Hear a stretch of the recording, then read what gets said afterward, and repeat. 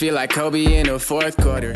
This is the Dane Moore NBA podcast, and we are brought to you by Prize Picks, coming at you Thursday morning. It's March 20th after the Wolves 119-115 loss to the New Orleans Pelicans, who don't do that very often. They don't win very often. They're now 19-51 on the season. In their game prior to this one, they lost by 46 at home to the Pistons on Monday. Yet the Wolves let them stay in the game last night and ultimately come out on top. I got Wolves beat writer Chris Hine here with me today. Chris, I was thinking about this morning. What that game reminded me of was the Wolves trip to Portland back in November. Yeah. You remember the Wolves played 2 in a row against Portland. Obviously, they're playing 2 in a row against the Pelicans here as well. But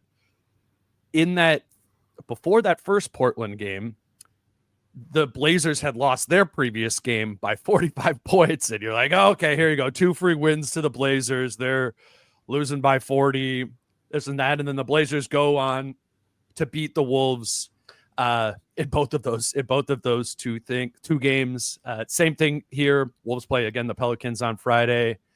And it's going to be like a indication, right? If how much this team has changed and grown and kind of, fortified themselves. Back in November, they're probably, 10, 15 games into the season. Well, there's 11 games left right now. You wrote in your gamer last night just about sort of the energy being off, or specifically the players saying the energy was off. Mm-hmm.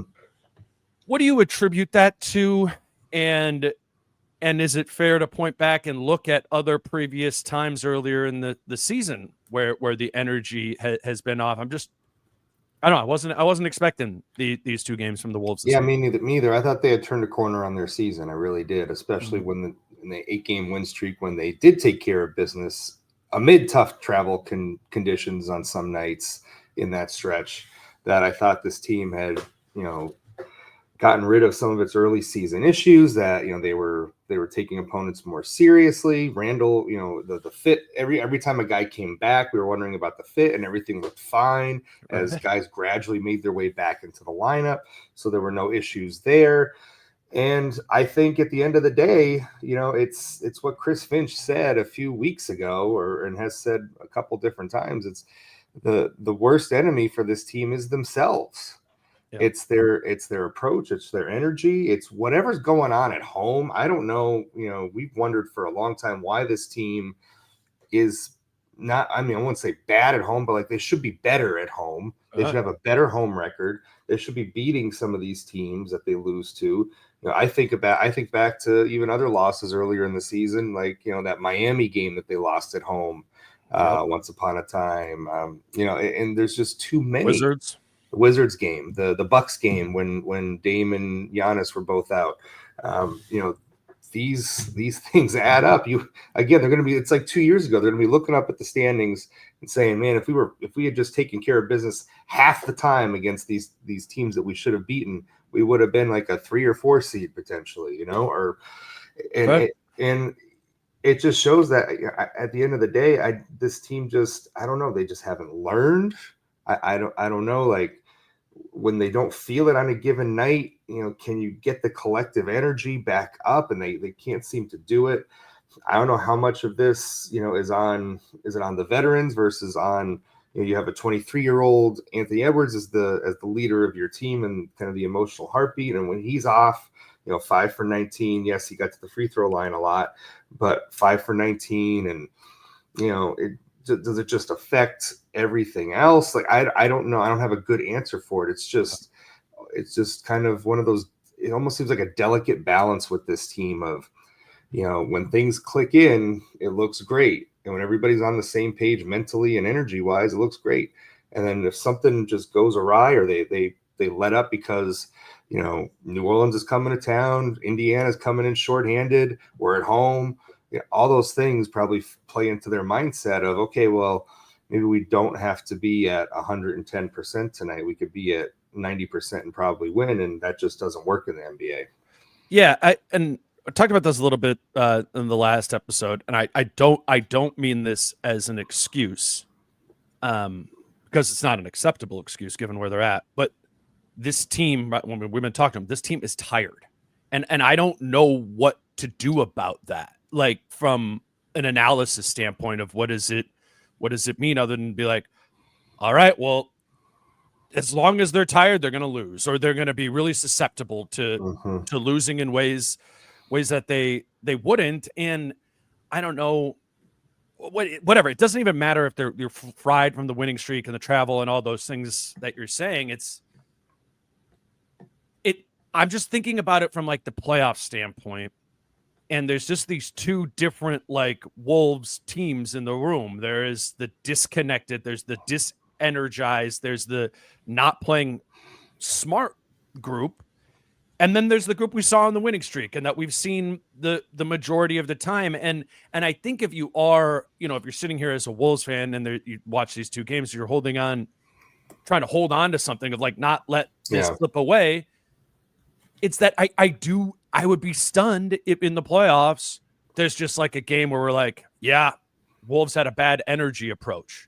You know what I'm saying? Like, I do think it's something that's pretty isolated to the regular season from just bad being lazy. Yeah. And and I know maybe other people are thinking, okay, there was the Dallas series last year where they ran out of gas and they were fatigued. But there are differences between approach and fatigue. I think the Wolves will have the right approach for every playoff game if they get to any.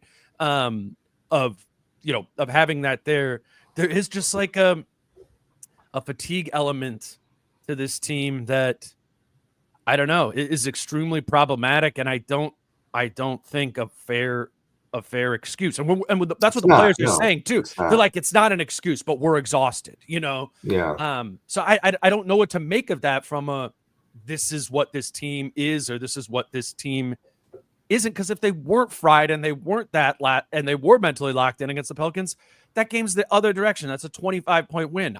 I don't know why they can't plug those chords in consistently, let alone, every night. Well, earlier in the season just goes to show you like what banking those wins can do for you. Because now at this point in the season, you have put yourself in the position to try to get out of the play-in tournament. Whereas if you had won some of these games earlier in the season, you might have a little more margin for error to absorb a tough week like this. And they just don't have it because they used up all their, quote unquote margin for error in the first 3 months of the season. So this is the situation you find yourself in. This is the definition of, how would you characterize them? An average team, a slightly above average team right now this year. Like, I don't know how you would term it if you were using like those adjectives, like good, average. Yeah, well, it's because bad, I don't think they're average because they never play average. They play good. They play above or below it. Yeah, seriously. Yeah.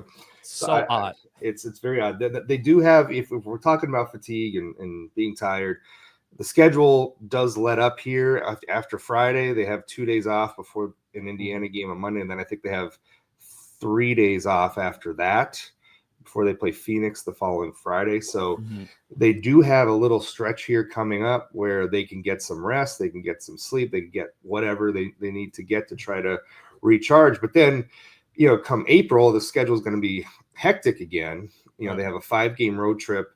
And then, on the end of that road trip is a back-to-back with Brooklyn, and then the finale against Utah 2 days later.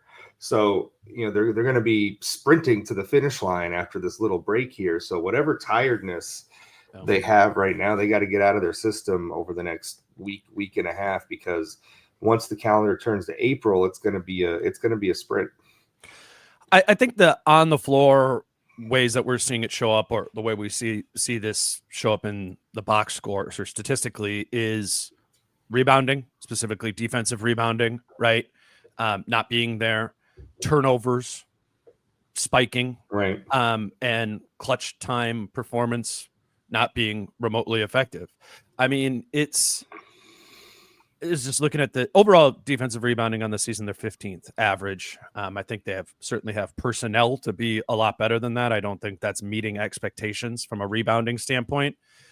What I do think is a little bit alarming is it's one of the few statistical areas that has gotten worse since January 1st, when, pretty much that the arrows have all been up since the calendar flipped there.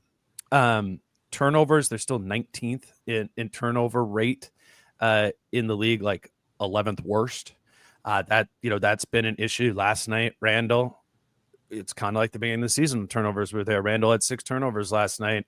Was a big issue there as well. And then this clutch time play continues to be an issue for this team. I think particularly when it's a game where they're not really rolling, they seriously seem to struggle in that sort of way. And we asked Ant a little bit about the clutch time performance, and I think and Finch had a similar answer too, that it's not just about the offensive execution. Here's Ant on clutch time.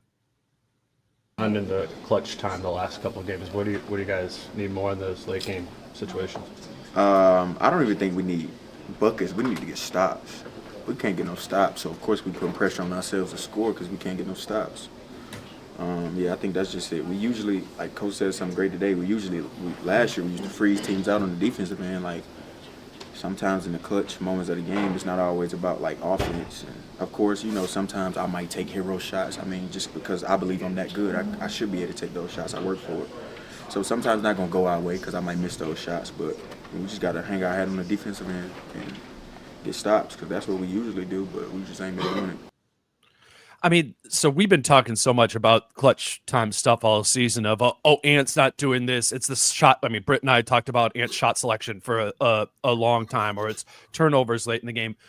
We haven't really done much of that on the defensive side of the ball, right? In the last 5 minutes of games. And, you do think back to last season and some games they really did kind of choke teams out with the defense late in games. I remember those Golden State games at the beginning of the season, last year, where it's just like, well, it doesn't really matter if the Wolves score because the other team isn't. Right. What did you make of that about Finch and Ant kind of bringing that up?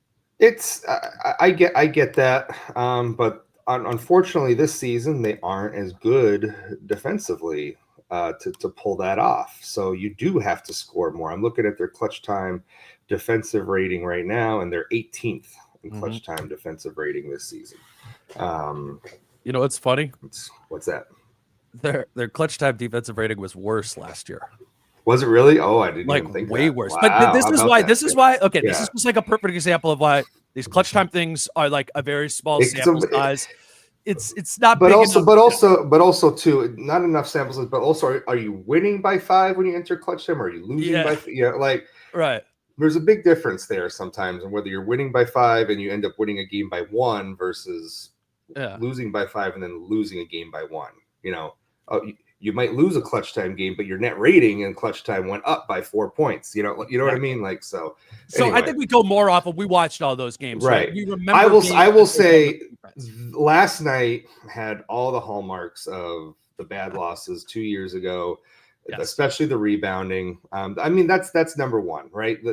If this team is paying attention to detail, if it's doing what it should be doing, it'll be getting these rebounds in the crunch. And they're just not. They're not boxing out. Ant had that quote last night. I don't know if you have that queued up about, but the coaches say all the time about boxing out. And sometimes we just don't do it. And let me play it. I do. That's right. You have it. That's okay. what I have. That was yeah. Right. And, obviously they were out rebounding you guys at crucial moments. How do we make adjustments to it? Yeah. The coaches tell us every day to box out. Like every day, check to see if your man crashing and box out. And we just did a poor job of it tonight, the last 2 games. And, I'm pretty sure they're gonna tell us again tomorrow to make sure to box out. We even had box out drills sometimes, so I don't know how we not boxing out, even myself. It's just embarrassing. Is it like an energy thing, or? Nah, not an energy thing, just mental. It's all mental. Everything that we're doing out there that we're not doing right is all mental. Yeah. I would say though that the energy and the mental side of things do go hand in hand. Agreed. I think that's where I would just slightly disagree with Ant there. But because I do think energy affects how you focus mentally, and whether it's physical energy, whether it's mental energy. I do think it's being locked in, it's being focused on the game plan or the attention to detail, the small things that you need to be doing. And how many times did we see during the win streak a small play, a dive on the floor, getting offensive rebounds, like they're not getting to the offensive glass as much as they used to, and that fueled a nice little surge in the offense once the calendar turned to January. All these things, and the way they play defense too, they have more of a fly around mentality on defense. Yep. And that requires exertion and energy as well. Just off a little bit, that's the difference. That's literally the difference between winning and losing, when you don't have the maximum energy required to do the things like flying around in defense, like boxing out, like crashing the offensive glass. And this is how you end up with a 4-point loss to the Pelicans in March. Well, and if you don't have the energy or the whatever mental oomph to be able to do that in the first 3 quarters of the game, then I guess it's not surprising that this team, if they're tired in the second quarter, that in the last 5 minutes of the game, and when it's close, they're still tired and they're not able to turn that dial up. I mean, again, I know I agree. The rebounding thing is just like, that is, as Ant said, it's just like a flip on your brain, shots up. We got a box out here. We got to go jump to go get it. There's that's the biggest, like, I think, technical element of it. But just when you start piling all these things together, the rebounding, the effort, the turnovers, when they all come together, and I know this is a little bit of beating a dead horse, but it is just really important that we establish that this is one of the worst clutch teams in the NBA over the last 2 seasons. Like, and I was just saying it's like a smaller sample size. I get that, but we've seen a lot of these games, and a lot of them for 2 seasons. I was looking it up, before, and it's been 156 minutes of clutch time this season, and the Wolves have lost those minutes by 52 points. Last season, they played 146 minutes of clutch time, and they lost those minutes by 34. Like, this is a fundamental issue with this basketball team. And we can prescribe, we could point at Finch, you could point at Ant, you could point at Julius, you could point at Rudy, who was on the bench in closing time or whatever last night. I don't know. I don't think it's just on one person, so I don't think that that's worth it. But I think it is worth establishing 71 games into this season that this team is awful at this. Absolutely awful at the end of games, and the numbers scream that, and that is very disconnected from, I think, what your and my and a lot of other people's perception is of this team from a ceiling standpoint. From it was just on Monday that after the 8-game winning streak that me and Jace are talking about, I think they got a good shot in a series against this team and this team and this team. Yeah. And I don't know. I mean, they reminded us that we jumped the gun on that because they have these fundamental issues that they haven't been able to overcome for multiple seasons now. Nope. And I think you can see, at least I noticed in the last couple of games, you saw Ant trying to get to the rim a little bit more. I thought in these last 2 games, there were still some questionable shots in the Indiana game for sure. But last night, I did see him try to get to the rim a little more. They ended up going 3 for 6 from the free throw line late in the game. Remember, Ant Julius and Nas missed one. Julius and Nas both missed one. Ant goes 1 for 2. Nas misses the 3, just like Dante missed a couple of looks on Monday. But that's just it. It's like they even when they do get a good look, it's whether it's, I don't know, it's the pressure of the moment or whatever, it just doesn't fall. And you wonder if at this point in games they're so obsessed with or so it's so on the mind how bad they are in clutch situations, they have to be better, that it just maybe affects them when they do something right and they get a good look. I agree. And it misses, right? Like how deep does this go? In the psychosis of the team, their struggles in clutch time right now. Yeah, they don't have the margin for error in those times, and they're proving it. by missing some of those shots that they do normally make. Grab our first break here. Let y'all know that today's show is brought to you by Falling Knife Brewing Company. Falling Knife, obviously, the Wolves bar here in Minneapolis, in Northeast Minneapolis. Going there for Wolves games to watch with the projection screens and the sound on there. But March Madness, they're opening up early. You're welcome to come and set up shop in the tap room there and watch the games, whether it be this afternoon or Friday or in the coming weeks. They're gonna be just as committed to showing all of those games as they are the Wolves game. So that's obviously always on your radar for a Wolves game if you're looking to go out and watch with friends, and you can do that later on Friday as well for the Wolves Pelicans game. But yeah, keep that on your mind for March Madness as well. If you taking a day off and buddies, you want to go have some beers and watch basketball, love it if you try out Falling Knife in Northeast Minneapolis. Today's show is also brought to you by Prize Picks. I do not know enough about college basketball to give you any sort of picks from that, other than Johnny Broom has a free square today. So if you get that in before the game tips off at 2, if he scores a point, you get that one. I just clicked on the Bulls Kings game. I was like, all right, I'm gonna put this together. Let's get a big Zach LaVine revenge game against the Bulls. LaVine scores 30. Vucevic makes 1 3 against Valanciunas and drop, and Johnny Broom scores 1 point. That's 7.5 to 1. Put $5 on that, or what do I have on there? 20. That's like 100. Yeah, 150. If you were to put 20 on that, it's a fun thing to do when you're watching the games. If you know the NCAA better than I do, I'm sure you can put together some Prize Picks lineups there as well. They're gonna have a lot of promotions through this week, and it'll be Flex Friday on Friday, so you can do a $35 lineup and get your money back if you opt into that in your promos page there. March Madness, rest of the Wolves season, NBA playoffs. I think it'd be worth trying this out. And again, you can always just play for like $5. This does not need to be a big money spending or earning venture. It's daily fantasy, and we hope it's fun for you. If you don't have an account, you can try out Prize Picks at prizepicks.com or on the Prize Picks app. Use the promo code DANE, DANE, to get $50 in your account when you place your first $5 lineup. Chris, I want to talk about and the getting to the basket part, whether it's clutch time or not. I mean, what is it? 37 free throws in the last 2 games. He shot 20 against the Pacers, 17 against the Pelicans last night, which is good and encouraging and showing that downhill ability. What has driven his offense all season, right, from an efficiency standpoint, has been the 3-point shooting.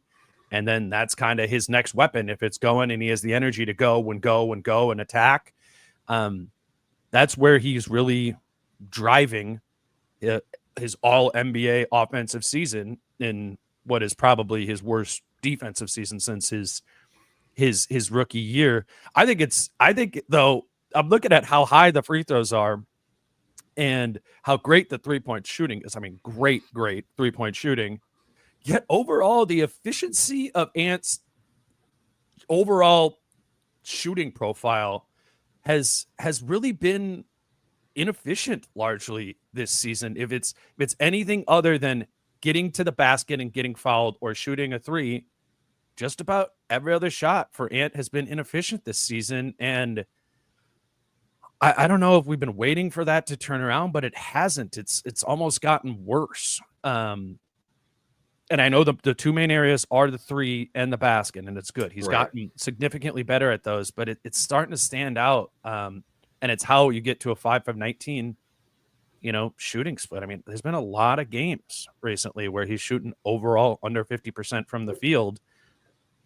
What do you think the fixes are here? Or what do you think they're trying to do to get Ant in better, more effective offensive positions? Yeah, I think it's always been in my mind like not a tug of war, but like a kind of a toggle, I think, between like the team and Ant, especially when it comes to like, developing a mid-range game and taking mid-range shots, and the team obviously, preferring a more sort of analytical approach to his shot selection and his shot diet. So I don't know if it's Ant trying to adjust in that way to be more team friendly, more analytical friendly. I don't know if it's, whether he was not able to work as much in the summer on stuff because of all the Team USA commitments and the deep playoff run, because we've seen him in previous summers come back with a mid-range game or more of a mid-range game, come back with a little post-up game, the bank shots, one season, I think that was last season, right? Like he always seemed to have something a little extra or something different every year. He developed more of the slow down Euro step in the paint, year two. So I guess this year is the year of 3-point volume. If we're looking at it in the arc of Anthony Edwards' career, that is what has changed. He has really embraced. And neither you or I are taking away from that. It's incredible, and that's a great development. It's a yes. fantastic development, and it's such a big development in the overall arc of his career. Yes. The fact that he's such a good 3-point shooter right now, that is not to be underestimated. Yeah. But again, when you do see 17 free throws, it's like, that's good. That's, Right. but it's just like, if you could just hit a few more other shots or just finish at the rim a little more, turn some of these 2 free throw attempts into 3-point plays, which, easier said than done when you're getting fouled. But, it's, you look at like trying to look up some of his mid-range numbers this year. Did you see Jace's tweet? I'll put it up on the screen here. Go ahead. Yeah. I mean, so as Jay says here, Ant has been one of the elite 3-point shooters this year. Everywhere else has not been great. In the restricted area, so right around the rim in the circle there, he's shooting 61% from at the rim, which is 47th out of 51 players in the league who have taken more than 230 shots from that area. In the paint, not at the rim, he's shooting 40.1% from the field, which is 39th out of 41 players who have taken over 200 attempts from that range. And then just in the mid-range out of the paint, Ant is shooting 36.2% from that range, which is 52nd out of 52 players with 100 plus mid-range attempts. I mean, I'm looking at Basketball Reference, so they break it down by distance. I think this is NBA.com for Chase. But yeah, go ahead. I mean, Basketball Reference field goal percentage by distance from 10 to 16 feet this year, Ant is 33.6%.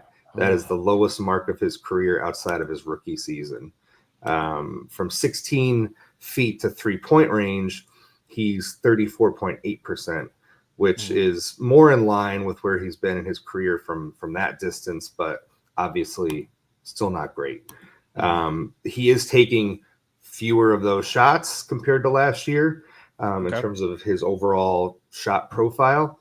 But yeah, it's not helping the efficiency with which he's converting, and even from last year, like 0 to 3 feet on Basketball Reference is down from 71% to 65%. It's a big difference.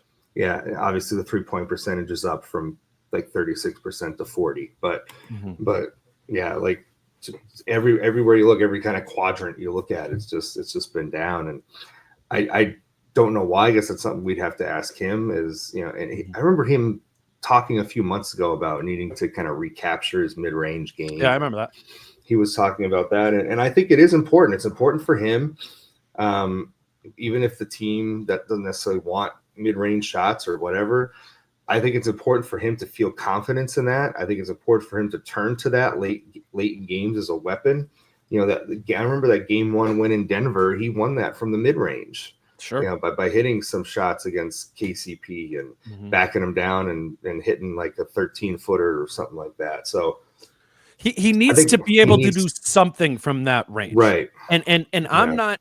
I agree with you. Some of that needs to be like, what am I going to in this spot? Like, what are my rhythm shots to be taken here?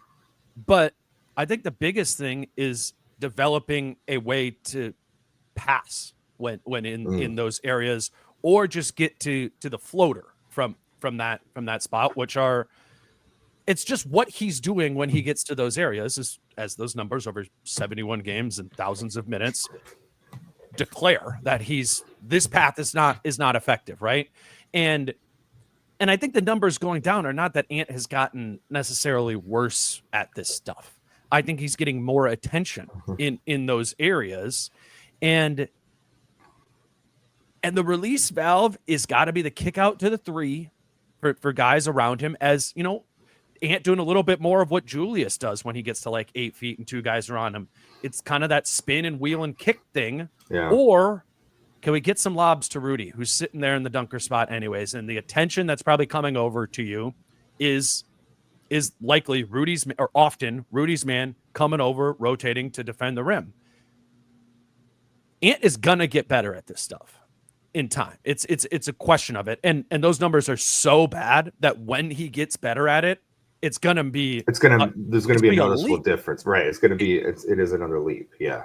It's just, what is he aiming at? I get is my question. Or what are you going to be intentional about passing in that spot? Because right now it feels like he's intentional about trying to get to the line sometimes, but when he doesn't get the foul call, then it might be a turnover, or it might be frustration that he didn't get the foul call, which leads to 5-on-4 the other way, which feels like 2, 4, 6 points a game going the other direction. It's a really important area for whether it's this season or in the lead up to Ant's prime that needs to improve. And I think when it does, that's when you start putting Ant into like the MVP, first team All NBA, whatever type of conversations. Yeah, that I would agree with. It's also why one reason I asked Finch before the game last night about when it comes to clutch time, like, do they have a set plan or idea of like what they want to have be like an Ant possession in the clutch versus like maybe trying to play through Julius a little bit in the clutch and his shot creation and playmaking, because that can be so effective at times as well. And Finch has mentioned throughout the course of the season that they would like to close with Julius because of these characteristics. And I wonder if part of the answer right now is just taking some of that burden off of Ant's shoulders and letting him play off the ball or spot up or just siphon attention away from Julius to do his thing late in games. Because I wonder if that's a change they make, because right now what they're doing right now isn't working as much as Ant always wants to have the ball in his hands, always wants to be taking that shot or those shots. And I wonder if that's a pivot or some sort of pivot to go to for them, is maybe a little more Julius as Ant, kind of plays through this right now. That didn't happen last night, but I thought if you compare the end of the Indiana game to the end of the Pelicans game, I mean, I haven't rewatched it or anything, but just watching it live, it was not initiating the clutch time offense. It was Mike. It was Mike Conley bringing the ball up, getting them into offense, and it almost looked like they wanted to take the ball out of Ant's hands in that situation. Not from Ant finishing the play, but take the ball out of Ant's hands from starting the action. Starting it, yes. And maybe, and I think that's probably a good idea, provided Ant understands that, hey, you can still get the ball here. Like, we still need you to be active in here. Don't chill in the corner. This is now you're tapping into the other part of the Steph Curry game. You're moving off ball. You're getting a back screen for you. You're cutting through. You're peeling around. But he's also good at catch and shoot threes. Like maybe setting up for a catch and shoot three. Sell it to him that way. Just because he doesn't have the ball in his hands in clutch time doesn't mean he can't end up with the ball in his hands. And that's where some of the fight has been throughout his career, especially when he gets doubled in those situations, is not fighting the double team and making the right play, trusting that he would get the ball back, which is something he did such a good job of in the playoffs last year. So I do wonder if this 2-game stretch, they really pour into whatever the issues are or what the issues are on that end in that time of the game. And maybe we see a different team coming out of these last 10 games because it has hit an inflection point, I feel like, for this aspect of this team at this point in the season. I agree. And I think he was given and earned a lot of leash to have the ball in his hands. But like, these are the numbers.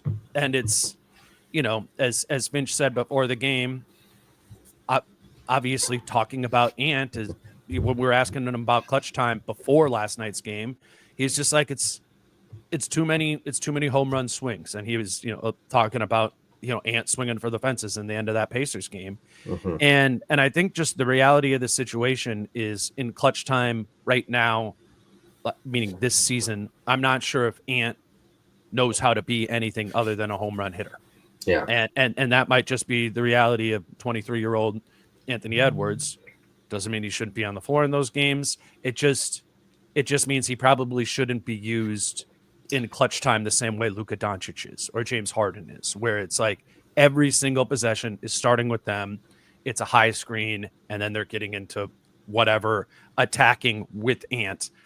This team, even in the clutch, it screams that they need to play with their ball and body movement style that they play with during the middle of the games. They do not have. I do not think they have the heliocentric type offense that they are able to tap into. And again, I think it made sense to want to seek that. And Ant does have power, right? Like he has power to hit home runs, and the 3-point shot is the steroids to that. But you're just going to strike out a lot when you're exclusively swinging for the fence, and that's what's been happening with Ant. And overall, that's how we get these numbers to be what the numbers are in the clutch. I'm curious to see how Ant kind of responds to that. If we keep seeing it, and if he's frustrated by it, or if he goes, okay, no, this is a good way to move with it. There'll probably be a couple more clutch games for the end of the regular season, and then certainly in the playoffs. But this is whenever people like hit me up, they're like, "Yeah, what's going on with the Wolves? Like they're top 10 on both sides of the ball. Why is this the record?" Like this is the story. This is it. This is the end of the story. game. That is the answer.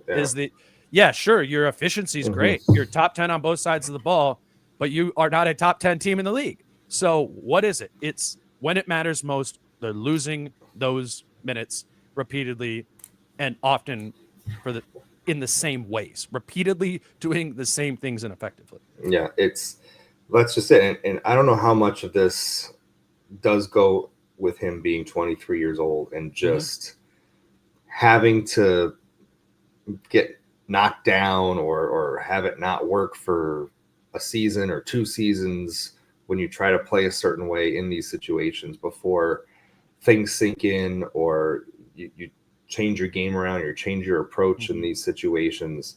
At what point does it hit him? And because you heard in the clip that he feels that he's worked hard to take the kind of hero shots that he does from time to time.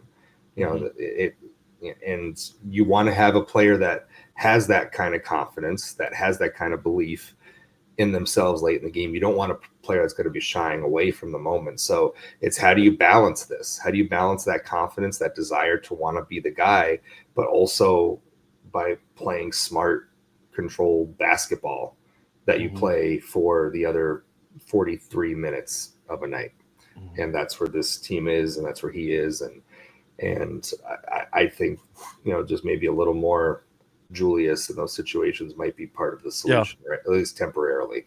Yeah. Oh, and because I think Julius has gotten better. I mean, last night was not a good game, but I believe in Julius Randle to be effective in those situations more now in March than I did in November, just because Julius makes better sense within the context of this team. Another quick break here. Today's show is brought to you by Factor Meals. And if you are ready to optimize your nutrition this year, try out Factor. They have gourmet, chef-made meals that make eating well, healthy, easy.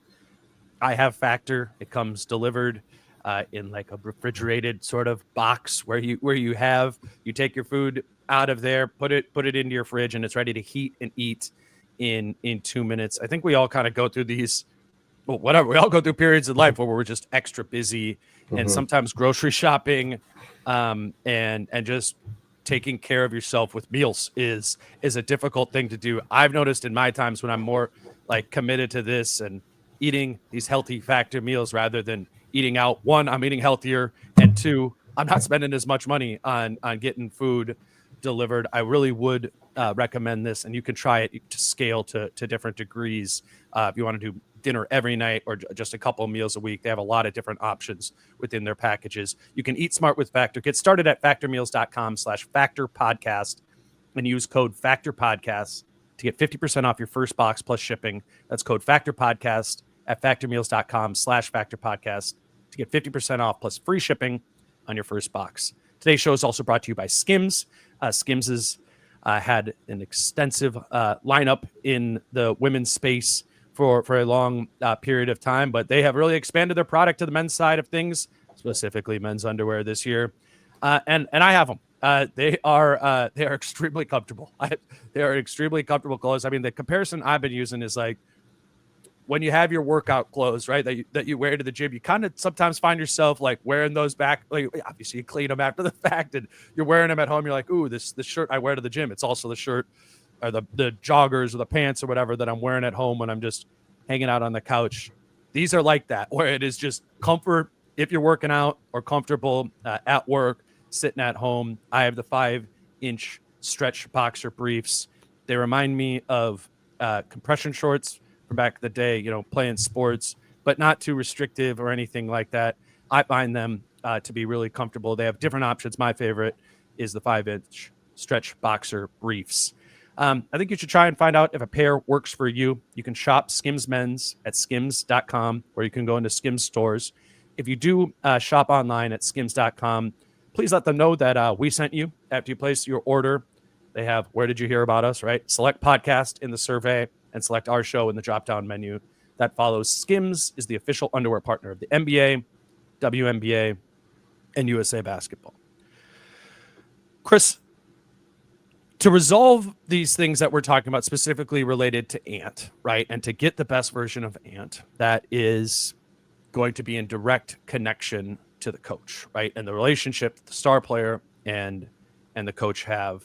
You wrote about this in your newsletter this week, and the Ant-Finch relationship and kind of how the two work together, have a great respect for each other. And I just that's all great. I just think it is whatever that relationship is that they both love. I don't know if it's challenging or whatever they need to do together, but this team goes as far as that relationship carries them. I think, a lot of the times, and after a game like last night, the people will go in the different directions, right? Of like, okay, this is on Finch, the clutch time stuff, bad coaching. He's not leading. He's not putting them in spots to lead. Or it's Ant, right? Ant's the hero ball. Ant's turning it over. He's making these decisions that are poor at the end of the games. And I'm not sure if it's really important to point more one way or the other, but viewing it more as a collective of those two working together in tandem are the key that unlocks the ceiling of this team, because it gets the best version of Anthony Edwards, who is a superb basketball player. What do you make of the growth of this relationship and just what it is as the two of them as a pair, but also how you think they can effectively challenge each other to be the best versions of themselves and thus the best version of this team? Yeah, I think, they have a very candid and open relationship where they can challenge each other, where they can speak their minds to each other, where they can, get intense with each other and not, have it go overboard, or they, if they have a moment where, they challenge each other or whatever, what have you, they're getting on each other. They always come back together and in the heat of the moment, they never let that obscure the larger picture of their relationship. That is kind of their relationship. And, when the book comes out, you'll get to read more about that and some specific instances where, you see how they interact with each other. Right. I think it's a good thing that they have this kind of relationship. I think you need to be able to be candid, that you can't be walking around eggshells around your star player and the coach and vice versa.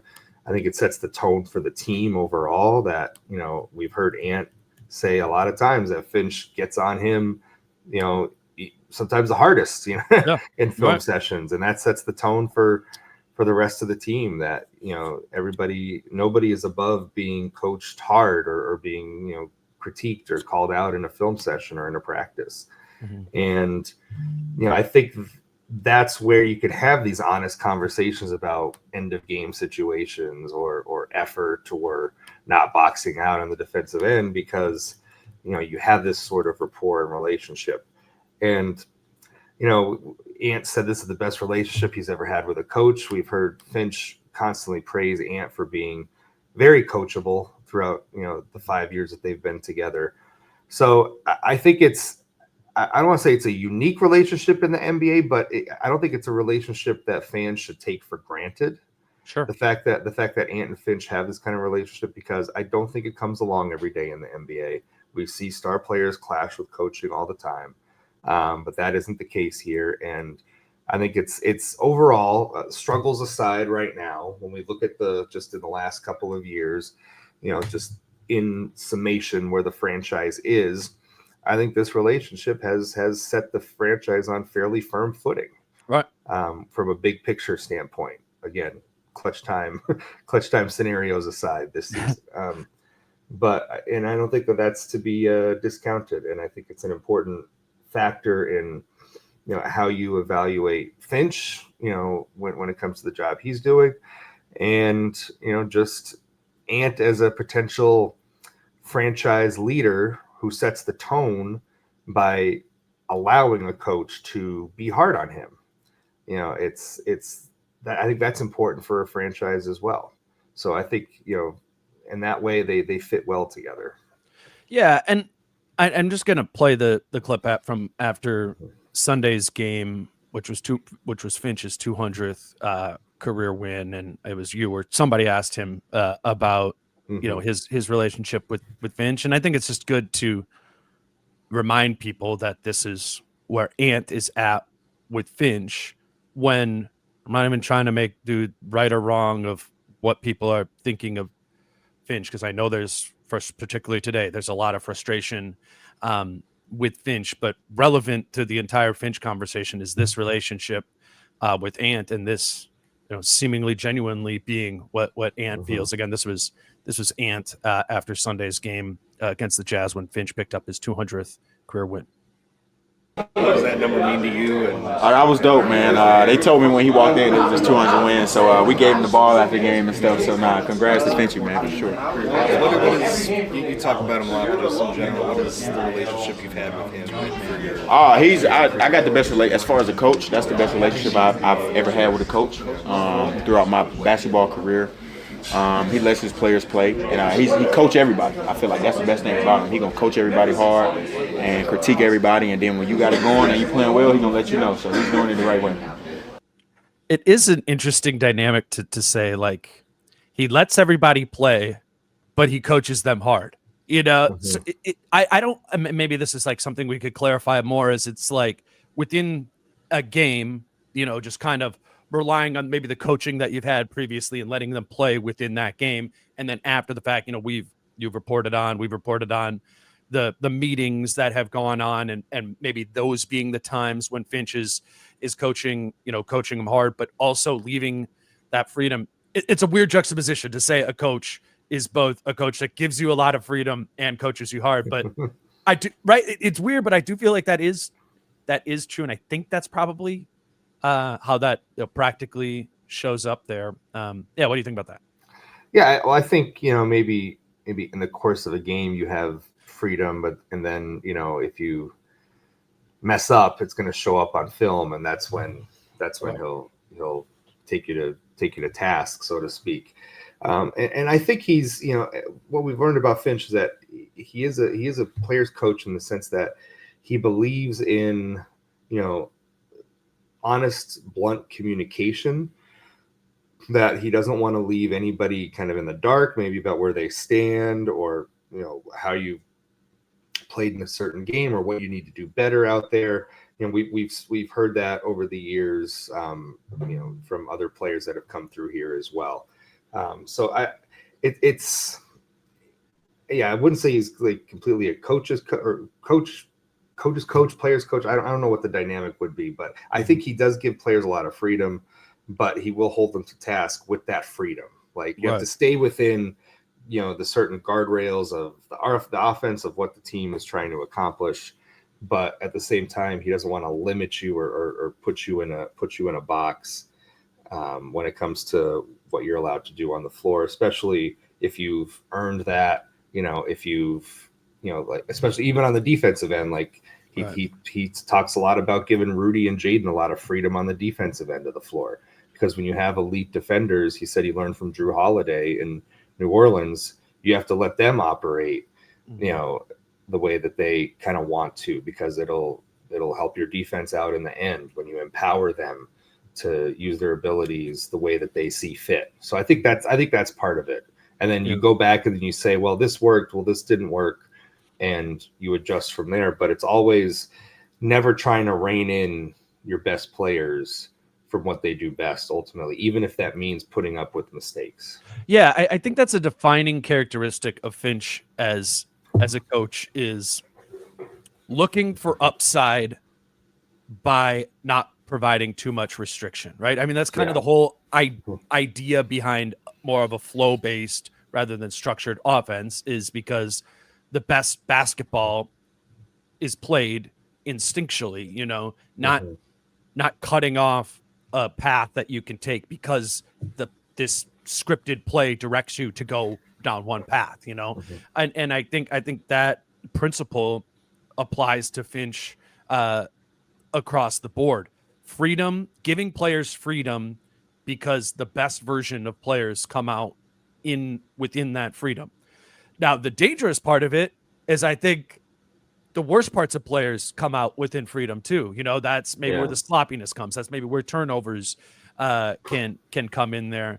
I just do think it is like a defining characteristic of Finch, and it's what he believes, because there's been times over his tenure where adding more, the play that you've watched for a game or a week at a time has just screamed like this team needs more structure, needs more guidance. But Finch is always reticent to, I think, put too much of that in, because he believes that can kind of choke out the overall ceiling of what a player or a group can do there. It's an interesting juxtaposition, watching that as closely as you and I do, versus watching some of the other really good teams in the league, who I do think are really trying to capitalize on being meticulous, right? And being maybe overly structured at times, and trying to kind of hone that there. I bring up Boston a lot when I think about that,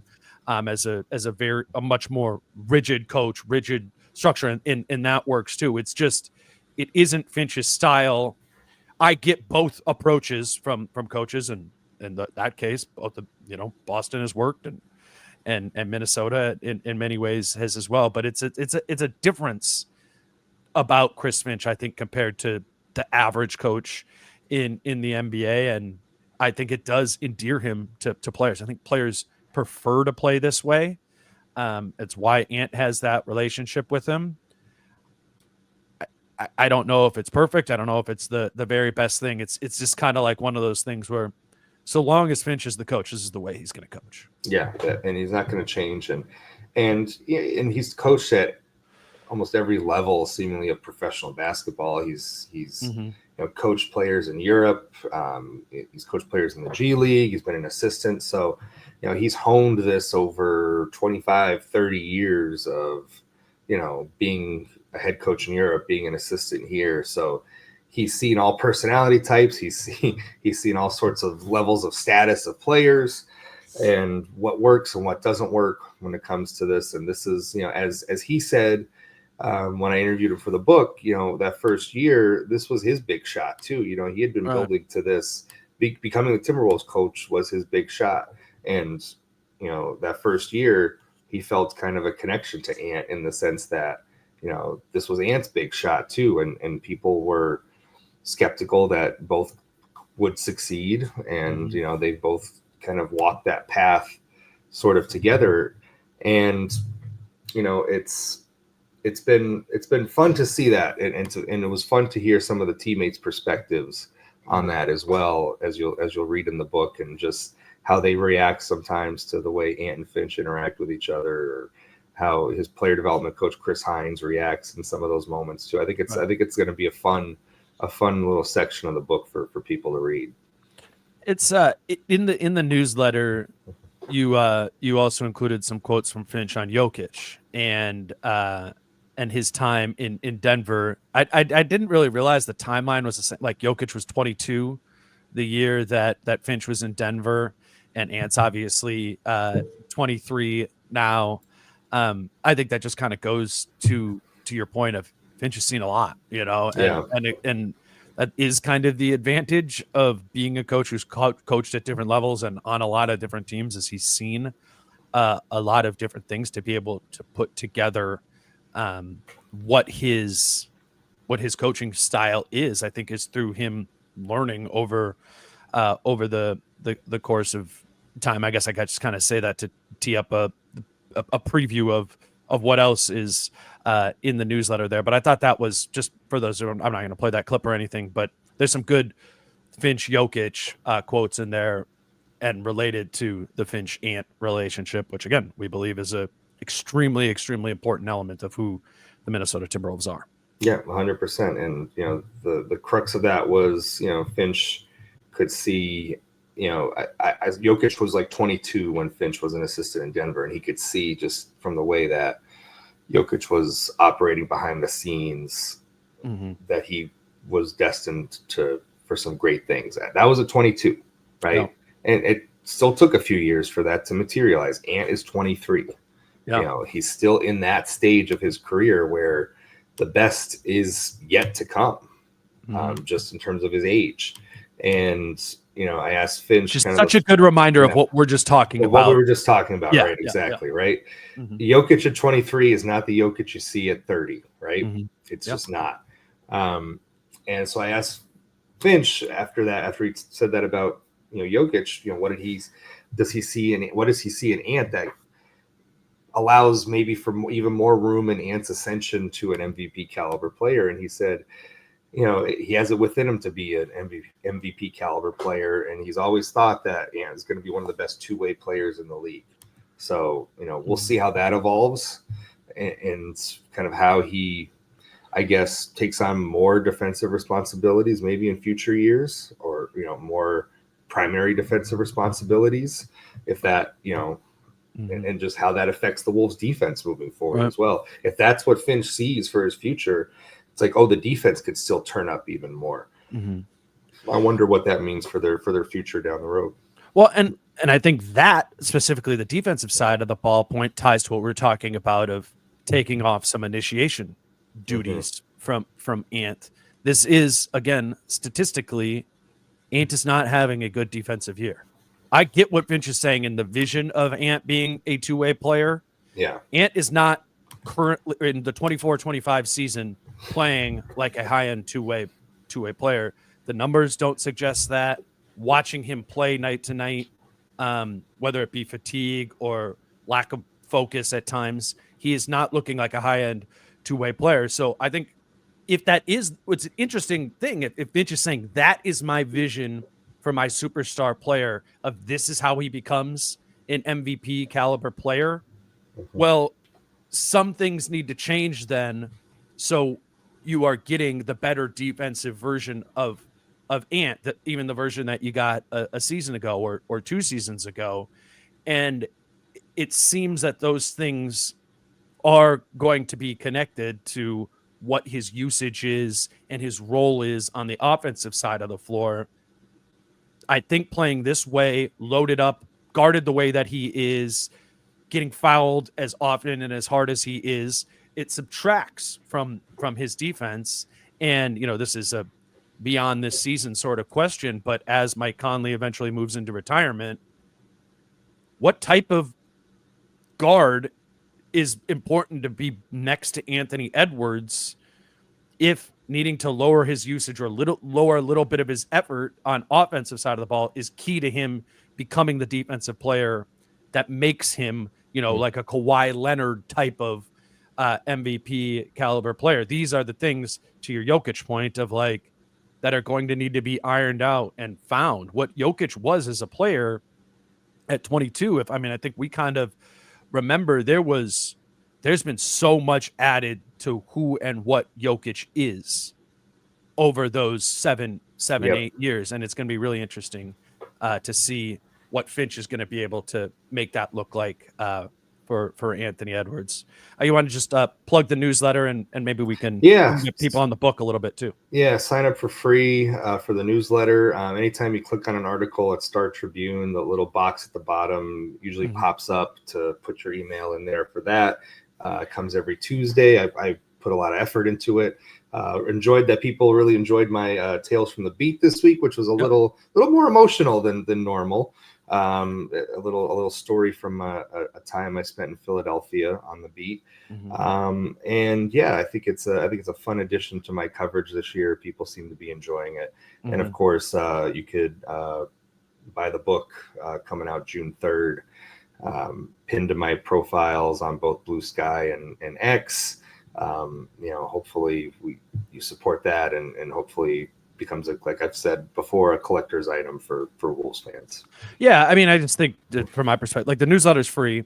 Yep. I think that's a no-brainer to just click in and sign up for, and it is clear that it's good. I've been saying that when Chris has been coming on. It's something he's putting effort into. But then the book as well. It's a one-time $30 payment. You're going to want this, and it's an awesome.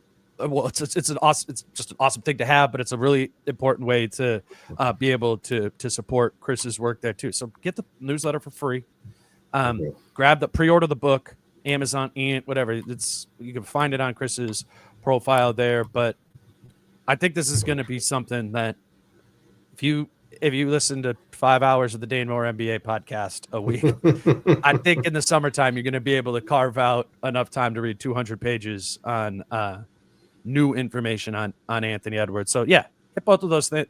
Chris spends a lot of time making his schedule work to come on this show, which maybe is a big part of your exposure to Chris. A good way to support Chris's main job or real job is to sign up for the newsletter and that book. And they're both going to be additive things for very little cost. Chris, appreciate you doing it. I know you gotta run here. I'll see you at practice in a little bit. Sounds good. See you, Dane. He's Chris at Chris Hine, or at Christopher Hine on Twitter and Blue Sky. Coming up next will be Kyle and I on Friday. It's not going to be a Friday morning podcast. Kyle's actually coming to the game.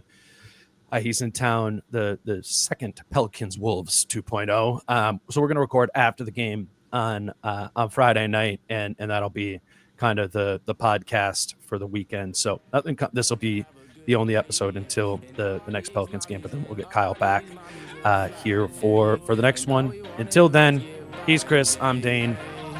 Peace out. How I'm feeling, man, I hope it never stop, yeah. Green and hot so you can find me in the crowd, yeah. Don't let standards ever bring you down, yeah.